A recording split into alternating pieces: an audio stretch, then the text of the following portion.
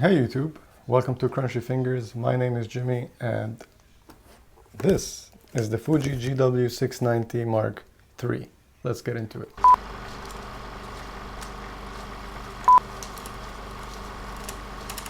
So, this beauty right here is the Fuji 690 GW Mark III, dubbed the Texas Leica because it's a rangefinder that is gigantic. This one shoots huge negatives, 6 centimeters by 9 centimeters, hence the name 690. That's about 5 times the normal size of a 35mm frame, but it keeps the same aspect ratio. So if you're transitioning from 35 to medium format and you like the way your photos look and you want to keep the same aspect ratio, this is a really good entry point.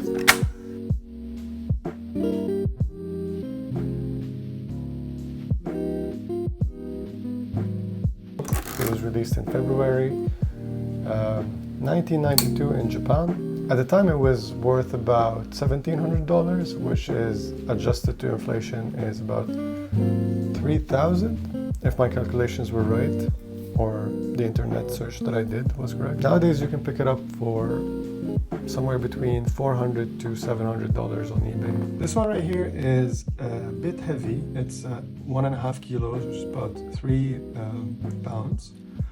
It's 12 centimeters high, around 20 centimeters wide, and 13 centimeters in depth from the back to the end of the lens.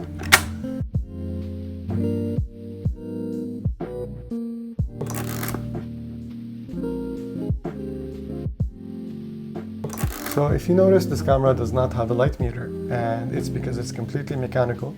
So 0 battery is required. You just take it, load it with film, and start shooting. I love this about it. I don't mind using my separate light meter. I enjoy using it. I enjoy doing the metering myself and averaging the scene. But you can use an app on your phone, or you can just invest in a light meter or use the Sunny 16 rule. It has a beautiful Fujinon EDC f3.5 lens. It's in 90mm, which translates to about 39 to 41mm on a 35 camera. With the minimum focusing distance of 1 meter, it can be a bit tricky to get nice close-ups and portraits with this one. But the fact that you have a huge film negative, you can still crop and preserve your detail if you want to get closer in post.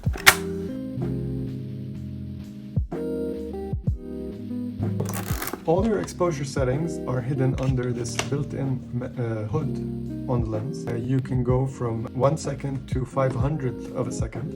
You can also go from 3.5 aperture to 32. You also have a T exposure, which is like bulb mode in normal cameras.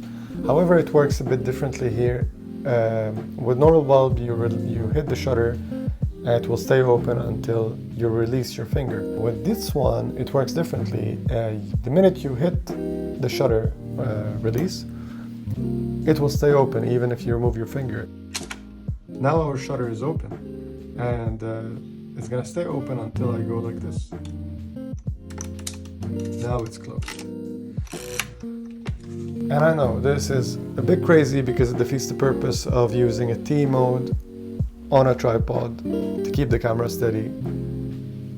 What? You're gonna shake the camera when you wind, I know. The best way to solve this problem, I believe, is by covering your lens and then winding. It should be okay if you're already shooting in the dark, and just by obstructing the light source that your camera is pointing to with a hat or something, should be okay to hide the light from hitting the film and then rolling safely without creating any trails. However, if your tripod is steady enough and you imagine it in a nice way, you can actually create some cool trails with this one using the wind. It will kind of trail in clicks, so it will leave these more pronounced marks on the film as you roll.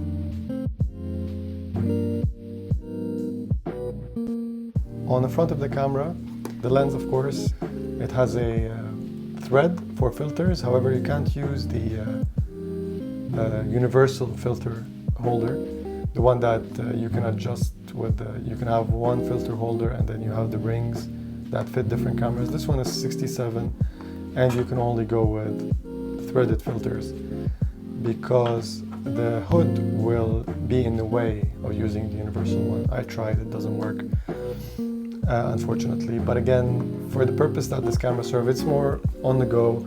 It's gonna slow you down, it's gonna give you insane, like really big negatives, but it will also be relatively quick and dirty in comparison to something like a Mamiya RB or something, or maybe a large format camera. There, what you see through the lens is what you get on the film, and so the use of filters makes more sense in that case. With this one, with the rangefinder, you don't see what the lens is seeing, so it's not that big of a loss if you ask me. I like to keep a UV filter on for protection purposes more than anything, so I don't get my lens scratched.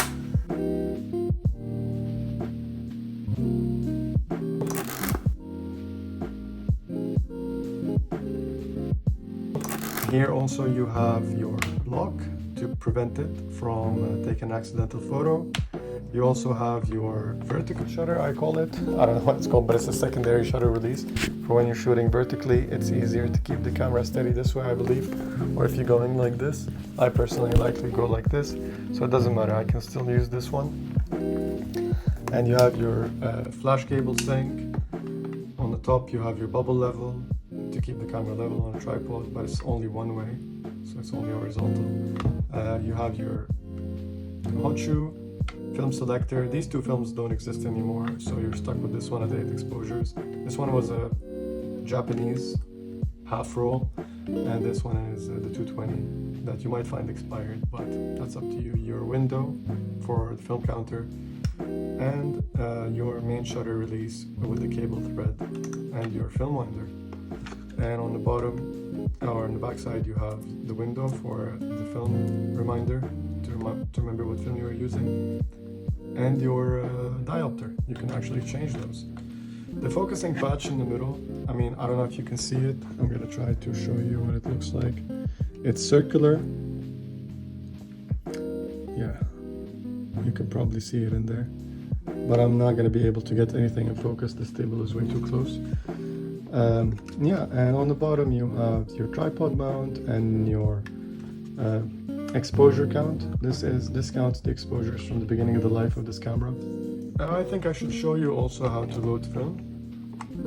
So on the side, you use this lever to open it up, and they have a really nice system here that you can just click this button and you take off your roll from the previous roll you shot, your spool, and then you click the same button on the other side, and now it's free.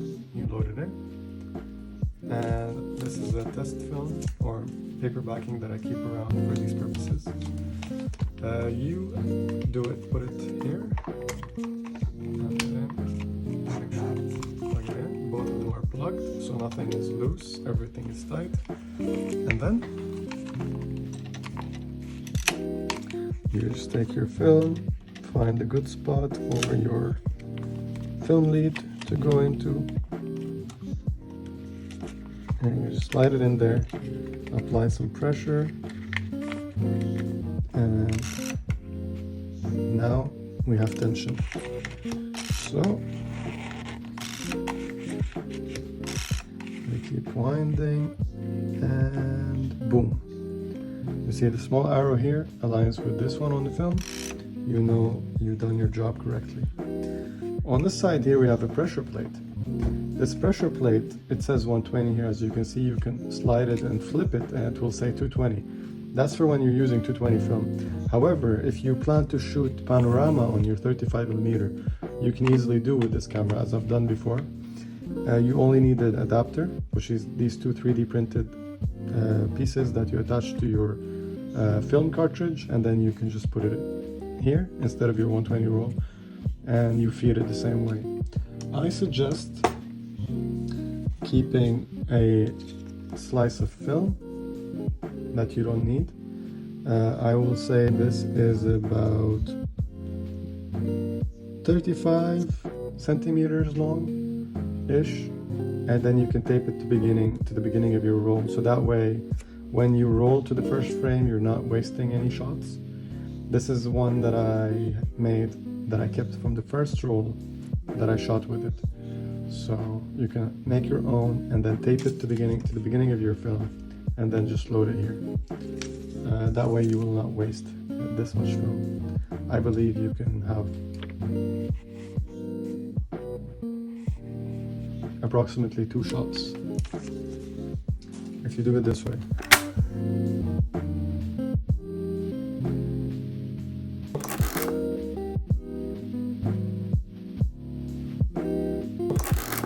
Anyways, now you loaded your film, you align the arrows, and then you just close it, click it, and now you have to wind to the first frame. Let me see if you can see on the top-down view. It says S right here. You might want to take my word for it because it's really hard with the reflection. Yeah, there it is. And then you start rolling,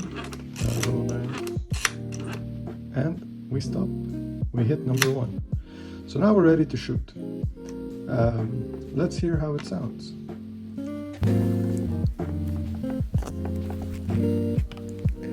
I'm about a meter away from the camera that I'm using over there. And this is how it sounds. After you've taken a shot, you need to wind your film winder twice because it's a double stroke. 1, 2. And now we're at the second frame. It seems quite loud in this room, and it is, like in comparison to the Leica. And I know it's ridiculous to compare this gigantic camera to a Leica. This is relatively quiet in comparison to like a Pentax 6.7 or an RZ, Mami RB RZ.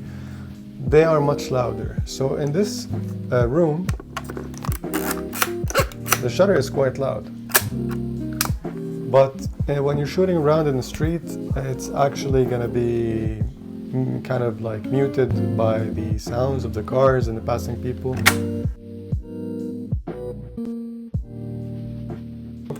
Another thing that I forgot to mention, which is quite unique and it's not so important, but now I have my straps mounted the traditional way with these 2 side strap mounts. However, this camera has an additional one on this side right here, so you can basically have it hanging from your chest this way if you mount it to this one right here. Okay, so let's talk about the picture quality of this camera. As I mentioned earlier, it's a 6x9 negative, which is the biggest you can get, I guess, with 120 roll if you don't go into the 6x17 panoramic cameras.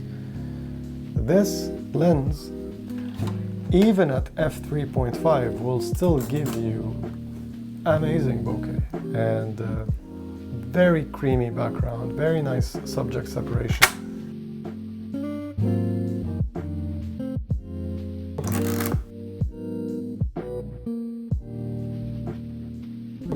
The color rendering is really nice. Of course, these pictures I fixed in post, but still, the fact that I can get to the results I do with this camera, in my opinion, it sets it apart from different cameras. So, I think that's about it for this camera. Let me know what you think. Did you like the photos?